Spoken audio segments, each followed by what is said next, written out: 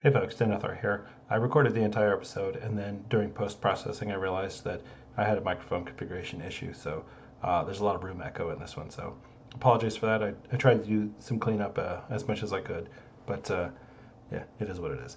So I'll try and do better next week, but anyway, enjoy the show. Hello, and welcome to Azeroth United, the podcast where we talk about World of Warcraft Dragonflight, World of Warcraft Classic, and everything in between. My name is Denethar, and I am your host.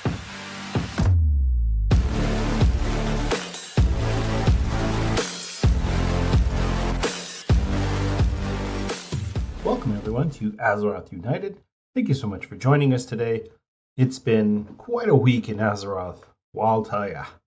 Ton of new content dropped last week. We weren't able to discuss it all because it had just dropped and hadn't had a chance to go over everything. So we're going to hit some of that today, as well as look at some of the upcoming information for the future of World of Warcraft, particularly in Dragonflight, and some wild speculation. Woo! It's going to be quite the show. Yeah, so sit back, relax, and enjoy. And as always, if you have any questions or comments about the podcast or have a particular topic that you would like to hear discussed, please email me at denethar1@gmail.com, or you can leave a voice message by going to speakpipe.com/AzerothUnited. Also, if you enjoy the show, please consider leaving us a 5-star review on Apple Podcasts. That really helps out with the distribution. I've had to learn a lot about the podcasting game, and pretty much Apple Podcast is the king. So got to do what they say and got to make them happy. So if you're inclined to leave us a 5-star review, that would be so amazing. You would be the best. So anyway, before we get into the news, I'd like to just do a quick what did I do last week in WoW, because I did something amazing for me. I got KSM for the first time ever. I got my Demon Hunter to 2,000 rating. It was very exciting. I ran a bunch of 15s last week just to try to bridge that gap and close it up. And I finished it up. I got a lot of help from my beautiful and amazing and very talented wife, who brought her Rep Paladin in to run some 15s with me. I think she's at 2,500 or something. But, you know, she came and she helped me, which was very nice of her. So thank you. Thank you, dear. But yeah, it was really fun. I actually really enjoyed it. Demon Hunter is a blast right now. It's really in a good shape, and I really am having fun. So I'm probably going to keep going. I'd love to try and get some level 20 portals, but you know, got to keep the expectations realistic. You know, let's just call it what it is. So. But yeah, I did that on the Demon Hunter. I ran some keys on the Death Knight and the Fury Warrior. Nothing big there, but I did get my Rogue. I have an Outlaw Rogue who I haven't played since Battle for Azeroth. I took him to Bastion in Shadowlands and then left him there. So he got abandoned in Bastion. So I brought him back to life and ran through some quick dungeons and did some leveling content. It was a lot of fun, and got him to 70. And now he's taking a break, because that's what happens when you try to get KSM on your main. So yeah, he's just sitting there waiting. Outlaw Rogue's actually really fun right now. It's a little cumbersome to... No, let me rephrase that. It's difficult sometimes to go between a Havoc Demon Hunter and an Outlaw Rogue. It's a very different play style. Just because they're both leather-wearing melee classes does not mean they are the same, because they are not the same. So, yeah, Outlaw Rogue, a lot of fun. Didn't really play any of my other tunes last week. Breast of Druid took a little bit of a break. I'm pretty much done with healing right now. I'm just so over it. I like healing, and I like what they did with the healing classes this time around. It's really good. That being said, it's not fun. It's just really not. I gotta say, whatever they've got going on in their little, you know, if they got a big whiteboard on there with different classes and trying to figure out who's the best one and who's not and whatever.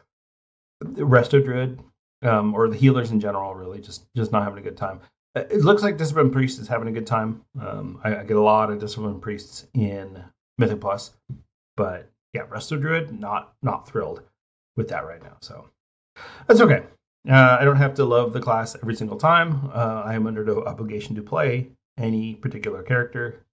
Just because I have in the past doesn't mean that's a requirement of the future. So anyway, yeah, that's pretty much it. No raids last week. Like I said, Resto Druid took a little bit of a break, and I haven't been able to get the Havoc Demon Hunter into a raid yet, but I'm hoping to get one next week or this week coming up. But we'll see. Still trying to do stuff with WoW Made Easy. They are amazing, but there are a lot of people who want to run stuff, and there's only so many raids. So yeah, we'll see how it goes. Anyway, in terms of World of Warcraft, there's just a lot going on. There's a lot happening right now in the game, and there's a lot coming up. So yeah, let's just get into it.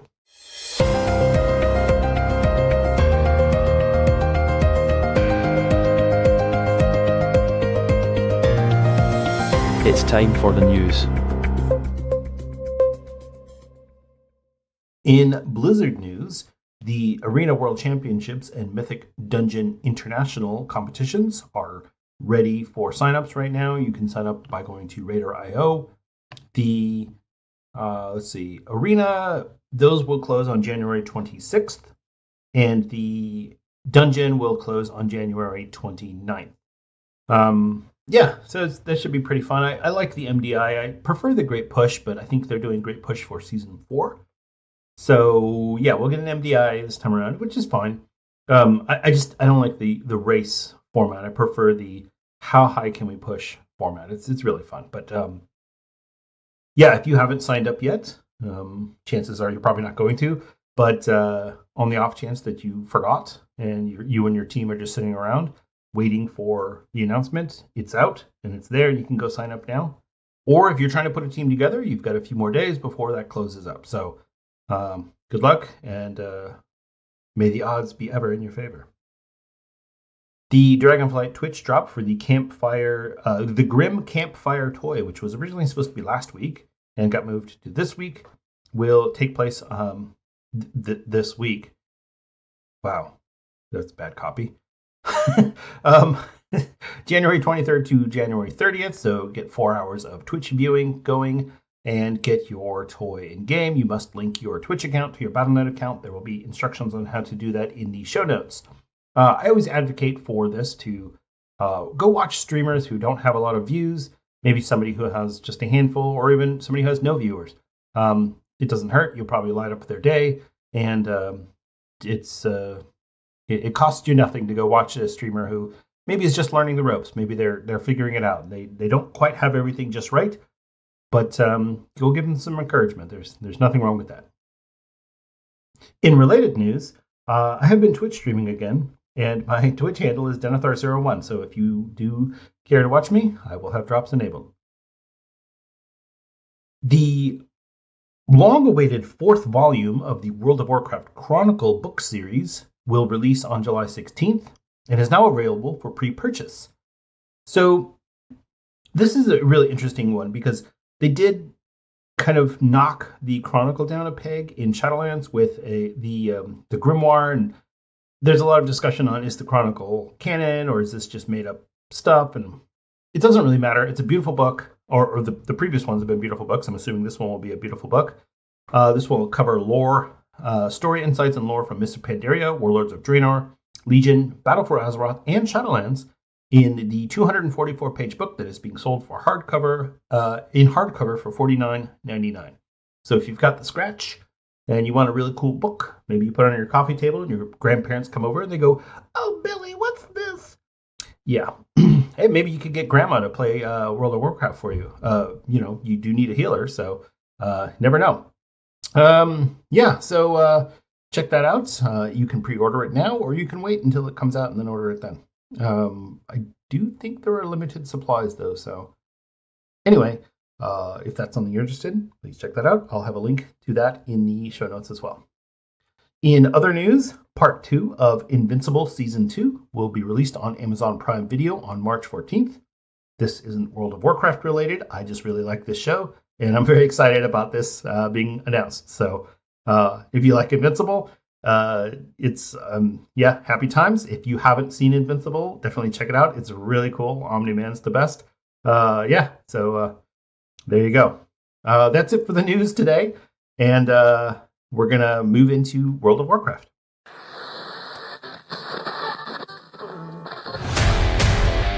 Let's talk about World of Warcraft.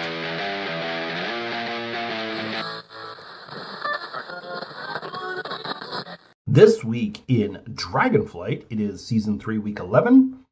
The Mythic... Man, this season has flown by, hasn't it? We're over the hump. I think we're over the hump. We're on the backslide. I'm assuming a 20-week Season 3, but we'll get into that a little bit later with the patch 10.2.6 and future discussion. But this week's Mythic Plus affixes are Fortified, Incorporeal, and Sanguine. Woo! This is a terrible week. Fortified, bosses have 30% more health and deal 15% more damage. Incorporeal beings periodically spawn and cast Destabilize. If the cast goes off, player damage and healing is reduced by 50%. This debuff stacks. The mobs do not take damage and can only be crowd controlled. Yeah, that's right. You got to use your crowd control spell that you forgot to put on your action bar. Go ahead and get that out this week, or maybe you need to spec into a particular crowd control spell. I know that some classes don't spec into crowd control or certain crowd controls because they're terrible. This is the week for it. And Sanguine, non-boss enemies will leave a pool of blood on the ground on death. This pool heals enemies and damages players for a percentage of their maximum health. Yeah, there is just nothing about this week that is enjoyable. I mean, I guess Fortified is fine, but honestly, I don't like Incorporeal. I think it's a toss-up which of those two is worse, Incorporeal or Afflicted. I've never really liked Sanguine because I hate tanks that constantly move through the dungeon. You know, grab the mobs, stand still, and let me kill them. Well, this week you can't do that. You gotta move. So you definitely don't want to plan your routes. Look at your positioning in the room. Make sure that you pick up the mobs and you give yourself enough space to move because, yeah, it will heal them fast. So, and with Incorporeal requiring people's focus and attention, it's gonna be rough. So, fun week. Should be good times. I'll get the Demon Hunter in there, and I got Imprison ready to go. This is I thought last week was bad. Last week is not bad. This is much worse. You know what? The one thing that I will say is that with Afflicted, okay, so it reduces your haste. That sucks, but you can at least still do damage. You can at least still heal. With Incorporeal, if you let 2 stacks go off, you can't do anything. You are basically screwed. So yeah, this week sucks, and best of luck. The bonus event this week is the World Quest bonus event. You can pick up the quest The World Awaits from Khazra in Valdrakken, which will ask you to complete 10 world quests in the Dragon Isles. That will reward you with 2,500 reputation to one of the major Dragon Isles factions. This is a really good one for alts, I think. If you have an alt, maybe with a trade skill that you need a certain rep to... my Demon Hunter, when I started playing him, I picked up Leatherworking, but I needed Maruk Centaur rep, and this is a really good way to get that, because if you are low on the Renown track, this will give you a huge amount of reputation. I think it's 2 Renown levels worth if you're below Renown 10. So, this is great. And then you'll get a buff this week, which is Sign of the Emissary, which will increase reputation gains from world quests by 50%. So, yeah, this is a good bonus event. It's not thrilling. You're not going to get a piece of heroic Amir Drasil gear from it, but you'll get some rep, which is nice, and get to go do some world quests. Get out there, and I recommend doing the dragon riding quests. Those are really easy. They're quick. You don't have to get gold in order to get credit. You just have to complete the race. So if that's something that you are interested in, definitely go check that out. If you don't really care about renown or reputation, then you can skip this one. It's not a big deal. But definitely if that's something that's important to you, make sure you hit your 10. Make sure you do all the world quests, honestly, because you'll get a lot of rep. And that does count for Dream Warden's rep as well. So if you haven't gotten to 20 yet, then I would definitely suggest knocking out some quests. So best of luck to you there. The PvP brawl this week is South Shore versus Terran Mill. Ah, the good old days. This is a 40v40 deathmatch style brawl. The team to reach 150 kills first wins. That's it. That's the whole brawl. You just run back and forth between South Shore and Terran Mill. I've talked about this before because I love this brawl. But this is a throwback to the time when there were no battlegrounds. We had nothing. We didn't know what to do. And so one person would decide, I'm going to go attack South Shore. And they would come in and they would fight one of the guards, and then a level 60 would land at the flight path and chase them away, and then they'd bring in 2 more level 60s from Undercity, and it would just build up from there, and pretty soon you had, I mean, it wasn't 40 versus 40. Sometimes we had, I swear, it was 100 against 100. It just, you had people begging to get into the raid group because you would at least maybe have a chance of getting healed if you were in the group. But or if you weren't level 60, best of luck to you. You'd run in there like, oh, I'm level 56. Come on, guys. Nope, you can't get in. Yeah, that one was fun. Those were the good old days. And really, it was just because we had nothing else to do. We were making up our own fun. We were making up what the end game was because you ran Molten Core, you did an Ixia, that was it. There was nothing else to do. There was no Mythic Plus. There was no battlegrounds. There was nothing. There was nothing to do. So we wouldn't just beat each other up for fun. Yeah, so that's really fun. It's very nostalgic for me. While you're there, make sure that you complete the Something Different quests, which will reward you with Conquest, Honor, and Marks of Honor, which are great for picking up Transmog, because I don't know what else you use them for. I always get Transmog with mine because I love some of the old PvP sets. So that's really cool. And yeah, I love the brawls. Brawls are great. It's good for a quick, easy PvP. If you don't love doing battlegrounds, the brawls are for you. So enjoy that. In other events, the Outland Cup is active and ongoing this week. The Riders of Azeroth invite Dragon Riders to compete in races throughout Outland. Talk to Lord Anderstraz in Valdrakken for more information. Yeah, this is really cool. I love the cups that they're doing. I did mention the list last week or 2 weeks ago of all the different dragon riding cups that are upcoming. You know, it's fun. It's a really fun thing to have something to do in the old world, because honestly, there's just not a lot of reason to go out there these days. So yeah, definitely go check out the Outland Cup. The Northrend Cup will be showing up in April. That's the next one. And then the Call of the Scarab event is going until the end of the day today. So if you do happen to hear this today, great. If not, then it will already have been done. But yeah, the Call of Scarab to commemorate the first ringing of the Scarab Gong on January 23rd, 2006. Players will be able to relive a portion of the Encourage gate opening by collecting items for turn-in. The winning faction will then be able to claim bragging rights and have their faction flag hang over the gates until the next Call of the Scarab event. Yeah, this is really cool.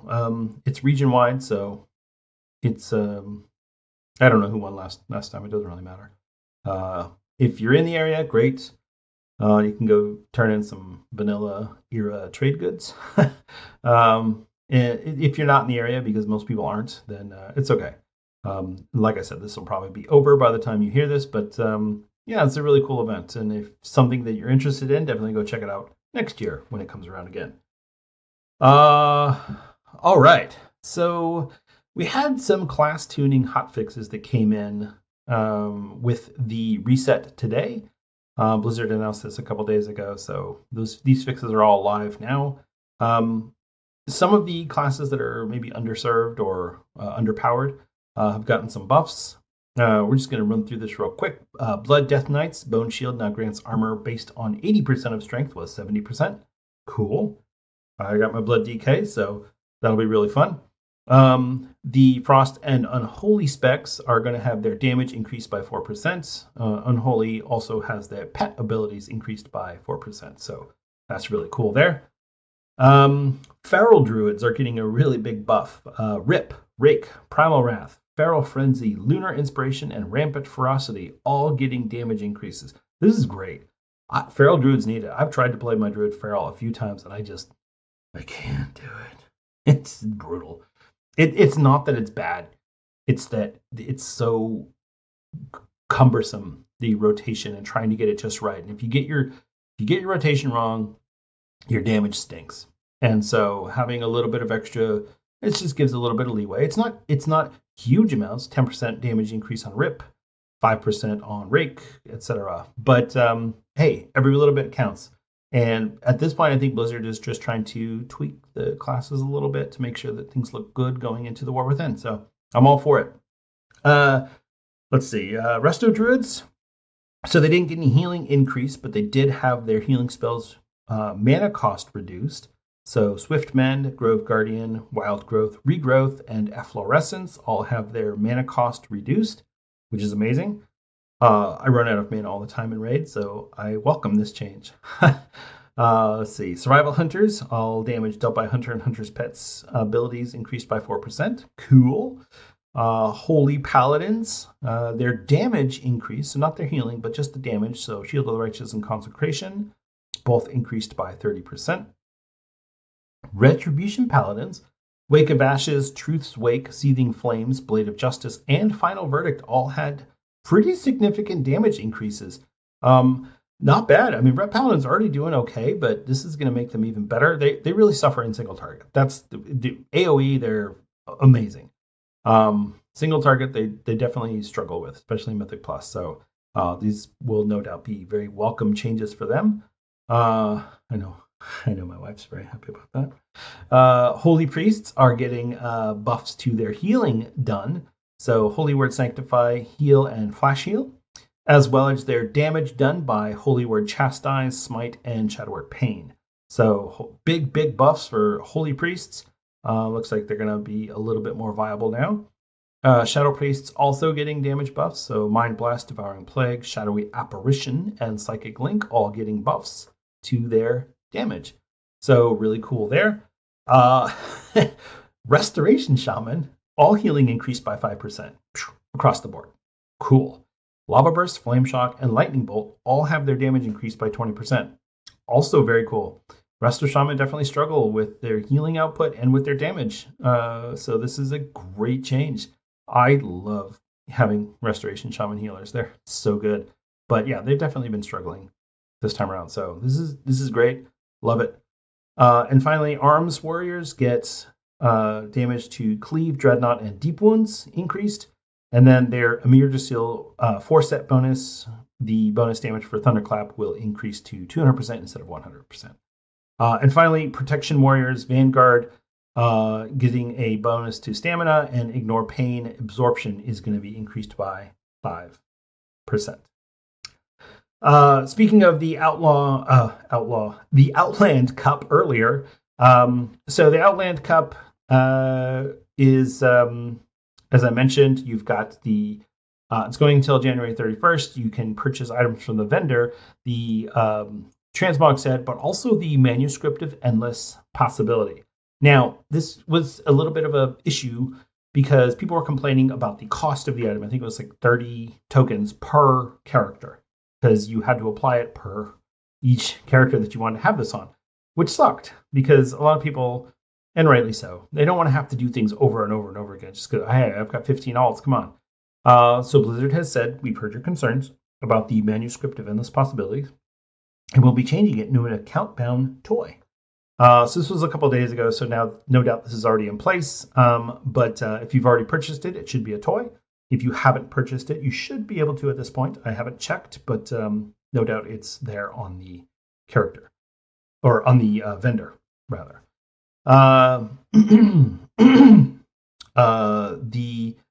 Okay, so they made some changes to Fairlath the Dream Rider, and I'll be honest with you, I don't really know a whole lot about this legendary. I do know that people have been complaining about the damage of it and the ease of use of the on-use ability. So it looks like they're changing it so that the on-use ability does more damage, but the debuff that it puts on the target does less damage. Okay. I mean, if this is a weak legendary, fine. It is. So be it. I got a Gorehowl on my Fury Warrior today in the vault, which was great. And I really don't have a lot of hope of trying to get a Fearlath. I mean, first of all, I'm not doing the raid, but even if I was, I don't have the time or the gold to put into building a legendary.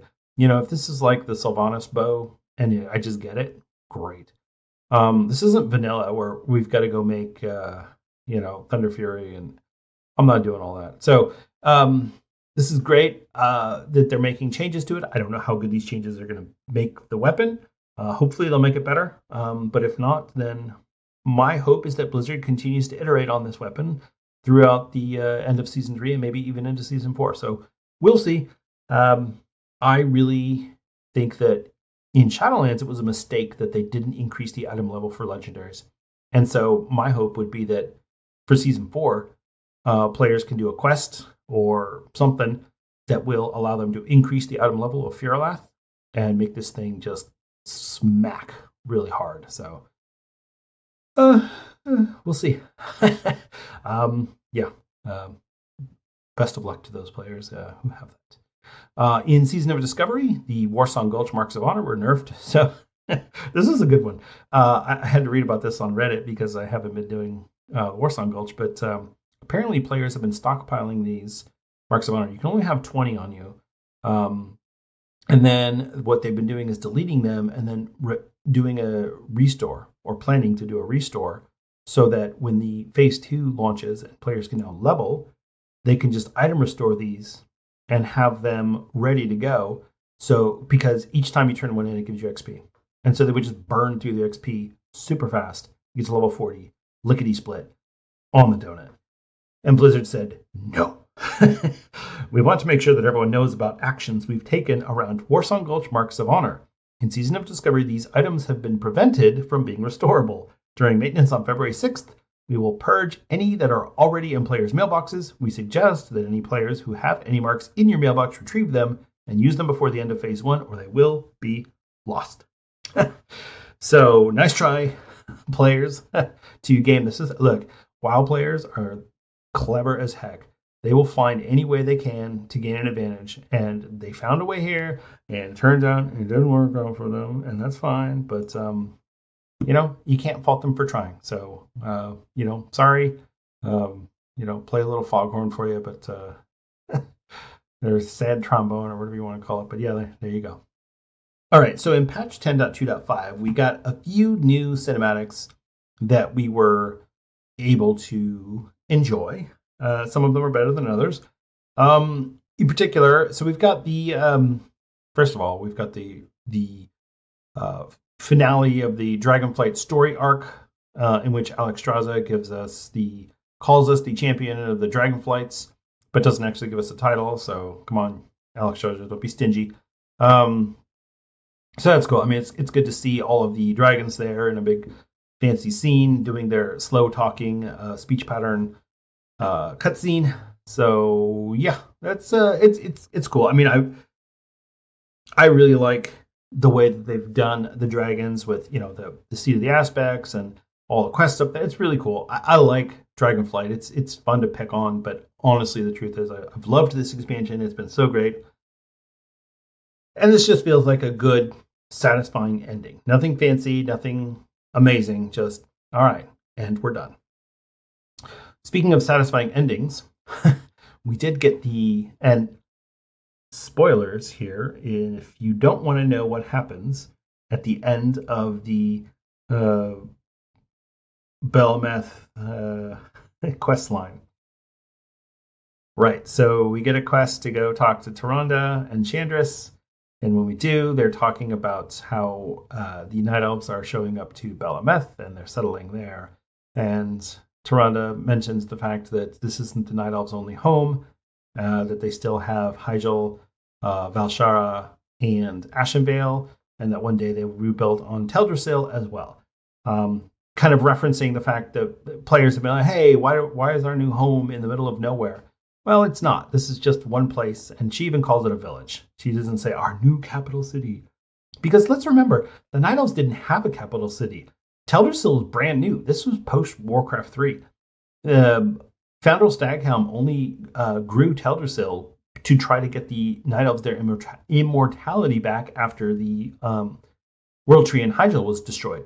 So, yeah, Teldrassil is brand new. So it's not like there's a rich history that was burnt by Sylvanas. This is a new thing that the Night Elves started doing, where they were like, hey, well, what if we live in a tree house?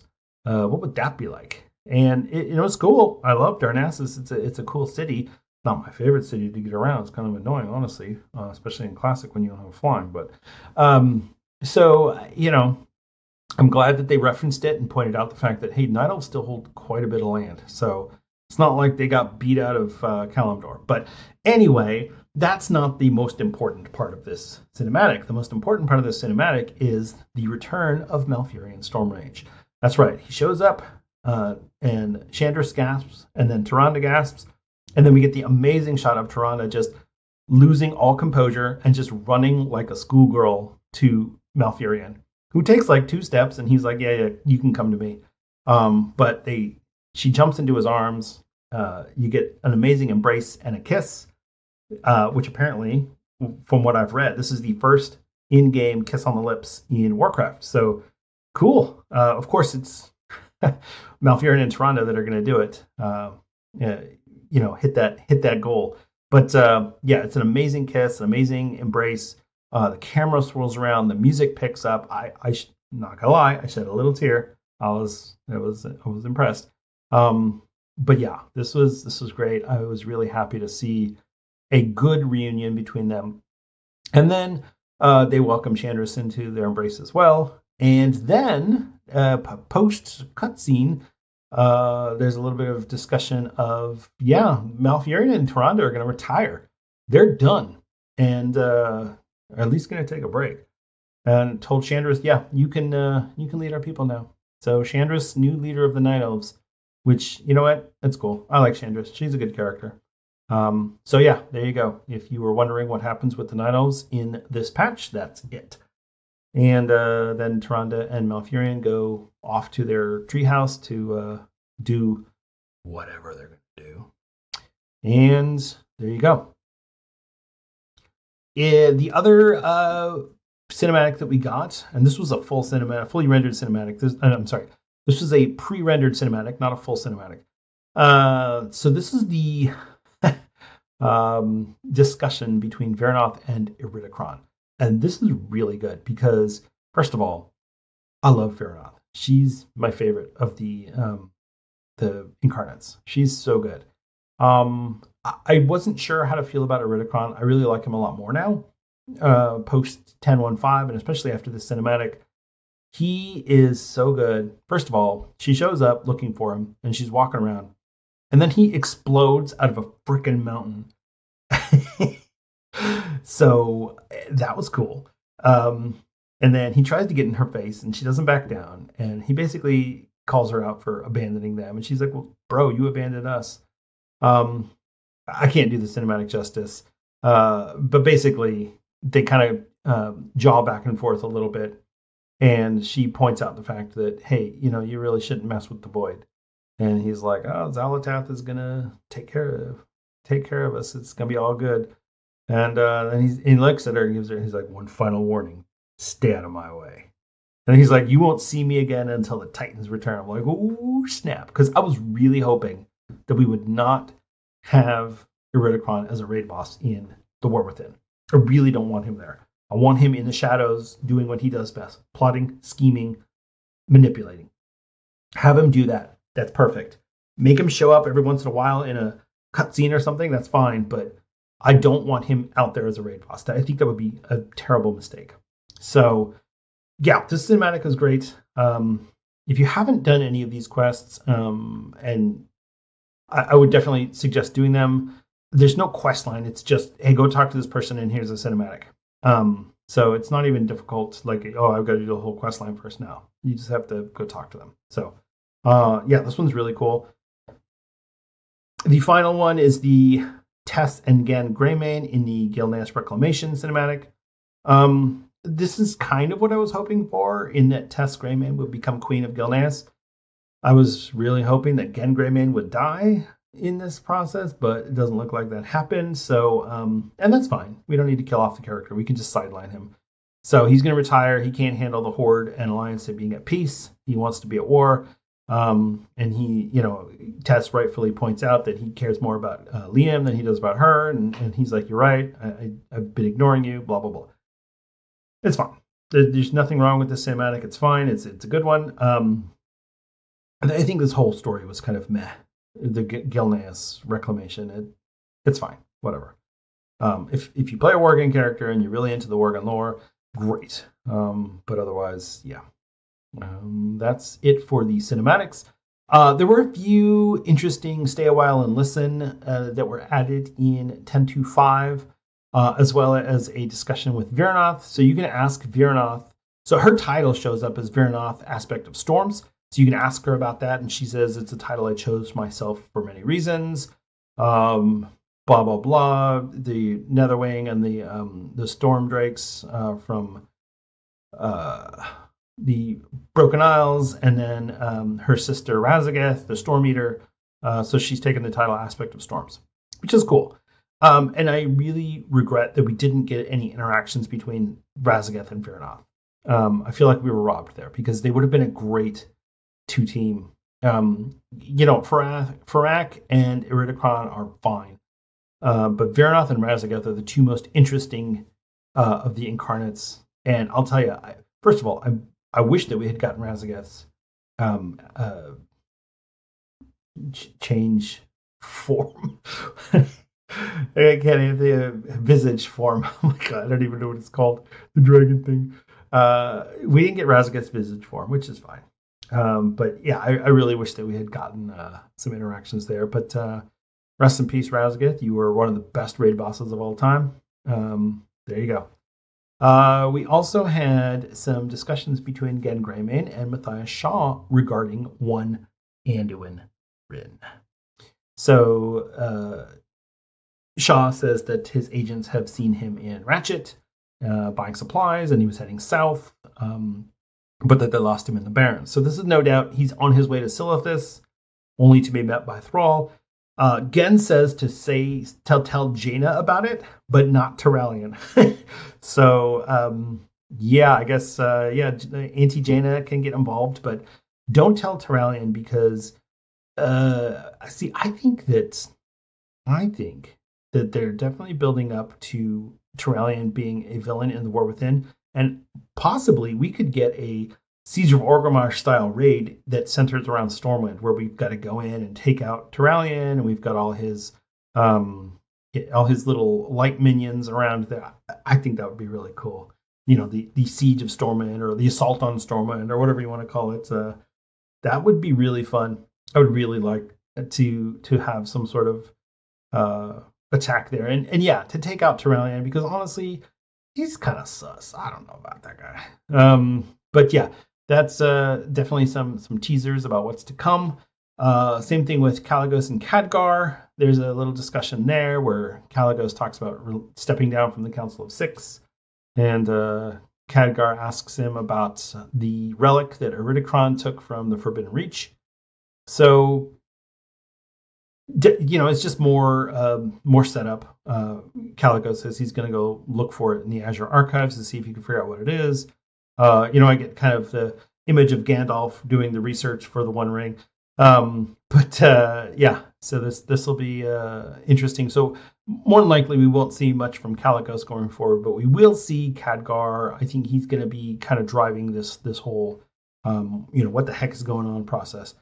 And then the last one is so Rathian and Sibelian discussing Rathian's plan to take the Black Talon to track down Iridikron, which I think is really cool. Rathian's such a good character. He's so interesting.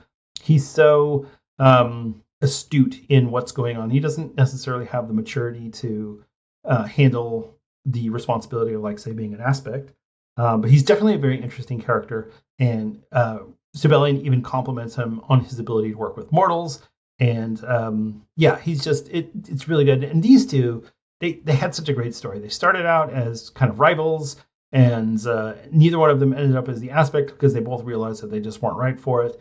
And yeah, I'd love to see more from them. I'd love to see another quest line like the wagon going to the Ruby Life pools, and yeah, I definitely could go for some of that. Just like the good buddy cop movie dynamic between the two of them. So yeah, and Rathian, I really hope that Rathian is a big part of everything that's happening in the War Within, because honestly, I could see some more Rathian and Khadgar. I could see some. There's so much that we could do. I mean, especially because we're looking for Anduin. Well, we got to have a Rathian Anduin reunion. So anyway, yeah, that's it for the stay a while and listen. So yeah, there was a lot of story that was dropped in the last patch, and a lot of lore nuggets, like breadcrumb trails that are leading us to the War Within. But we're definitely not there, and we'll see how that goes. There's definitely going to be some more lore implications in patch 10.2.6. But I was kind of hoping we'd get some sort of an announcement today, and we got nothing. We got bubkus. So instead of discussing the 10.2.6 announcement, we're just going to speculate, because I think we have some ideas of what it would be. Whether they're wrong or not doesn't really matter. It's more of what do we think it's going to be based on the information that we have, and based on the timing, and based on the little pirate flag that we got. So let's get into some discussions about 10.2.6 and the future, at least of this year, of World of Warcraft. Let's talk about something new. So I don't really have notes here. I'm just going to kind of freestyle. But with the patch 10.2.6 announcement on the road ahead timeline that we got a month ago, there's been a lot of speculation. Obviously, we didn't get any information other than a black Jolly Roger pirate flag. That's it. 10.2.6, pirate flag, done. We know it's going to come in between the end of, or no, let me rephrase that. It's going to happen before the end of Season 3. And it's going to carry on into Season 4. And then we'll get 10.2.7. But we don't know exactly what that means and what that looks like, and what the content therein will be. So just based on some of the lore leaks that we got in the lead up to BlizzCon, and some of the things that have been released in-game, I speculate that while everyone pointed out Mike Ybarra said no pirates, well, he was talking about the War Within, the new expansion. He wasn't talking about Dragonflight. And this is definitely a Dragonflight patch.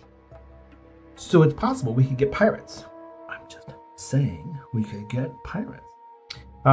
So if we were to, say, meet up with the Night Squall and go to Avalorn and do some adventures there, I think that would be really cool. Now, that doesn't necessarily make a whole patch. So what would you have to do? You'd probably want to have a public event, maybe like boat racing or pirate assault on boats. That would be really cool. Boat combat. Oh, boat combat would be a blast. I mean, we're not talking like Sea of Thieves here. We're talking like just WoW style boat combat. We could do maybe a minor faction, maybe not a full renown faction, but somebody we could get some transmog. Definitely some cool pirate transmog, although knowing Blizzard these days, it would probably be a partial transmog set with the rest on the trading post to spend your tendies on it. But no, get a pirate transmog, maybe like a parrot that can sit on your shoulder as a shoulder piece. That would be really cool. Or I don't know. I'm sure Blizzard could think of some really cool pirate stuff. We already got Pirate Day, so we have the pirates dragon riding armor that you were able to, I think it was like 50,000 gold. But that doesn't mean we can't have maybe a new boat mount. That would be really cool. It would fly instead of going in the water. But I'd take a new boat mount, or some pets. We could get some pirate themed pets or some toys would be really fun. So I could see this being all right, you go out to the South Seas, you find the new place. Maybe there's a little island there that you kind of set up shop, and there's some vendors there and some quest givers, and you do the quests, and you grind some reputation with this faction, and you get rewards, and that's that. And there's nothing wrong with that. And that would be fine. I would be fine with that. But I don't feel like that's what we're going to end up getting. I think there's something bigger in play here. And I don't think Blizzard is just going to release a little fun pirate patch to hold us over. I think it definitely has to have something to do with the lead up to the War Within. So maybe we're going to meet a new faction that will take us to where we're going in the War Within. Maybe this is something that we're just going to build on. I mean, we already started building on the new expansion in 10.2.5. And we know that we're going to build on it in 10.2.7 because there's going to be quests with Xalatath.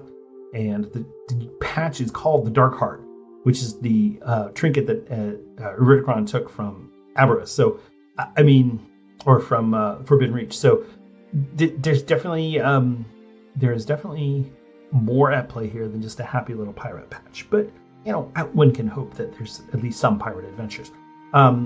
So who knows? As far as the timing, and this is the weird thing. So they announced season 4. We already did the... we voted on our tier sets. We voted on the bonuses. We did all that.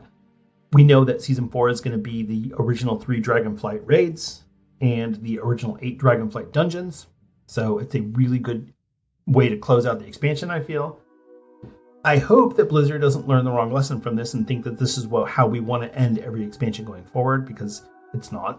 Just because we're okay with it doesn't mean this is what we want. We're in week 11 of season 3.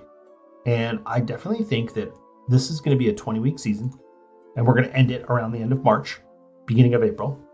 And then we'll either get a break between seasons, or maybe we'll just carry right into season 4. Maybe we kick over one week to the next. All right, today it's season 3, today it's season 4. But more than likely, we'll get a break in between where everything kind of resets. And then if we do an 18-week season 18-week season 4, that takes us to the beginning of August. And if we go to the beginning of August for the pre-patch for the War Within, then it can launch in the beginning of September, which is pretty much what everyone's speculating at this point. So if we go 8 weeks from January 16th, which was the launch of patch 10.2.5, that puts us at March 12th. And then if we go 8 more weeks from there, that puts us at May 7th for patch 10.2.7. And then from there, we'll just ride out the rest of the expansion. And that's fine. We don't need the 8-week patch cadence at the end of the expansion. That's fine.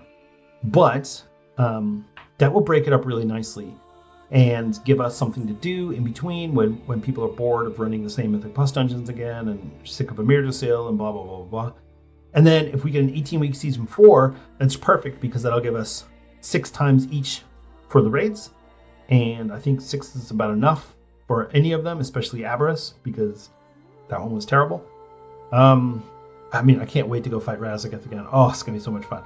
But so I think patch 10.2.6 in the beginning of March, then patch 10.2.7 in the beginning of May. And then the War Within pre-patch in the beginning of August, and the expansion launch in the beginning of September. I think that's what we're looking at here. I think it's pretty straightforward. Nothing fancy here. It's really basic. We should be getting an alpha announcement for the War Within soon.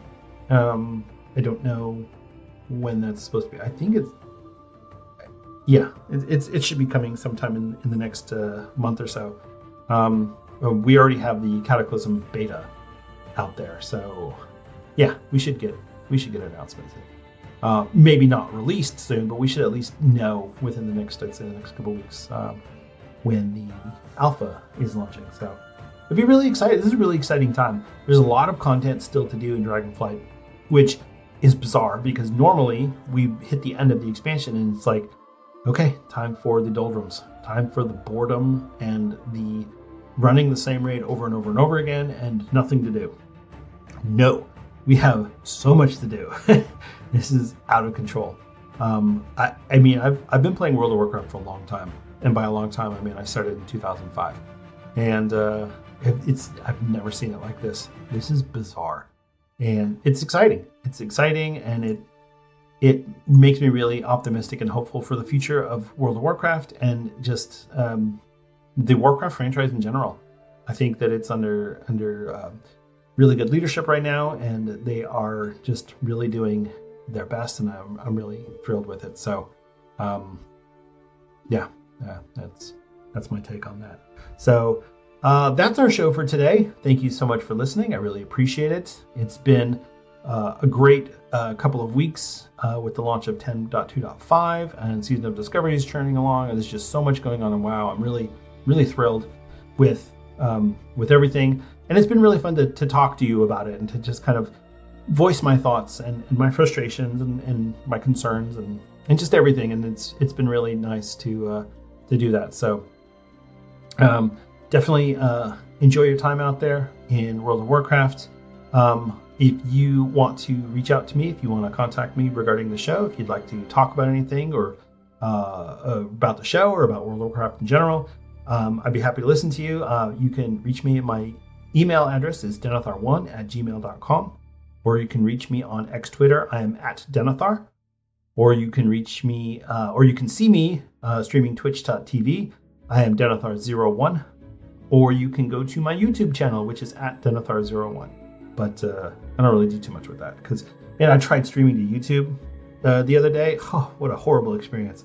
I think I'll stick to Twitch for now. But yeah.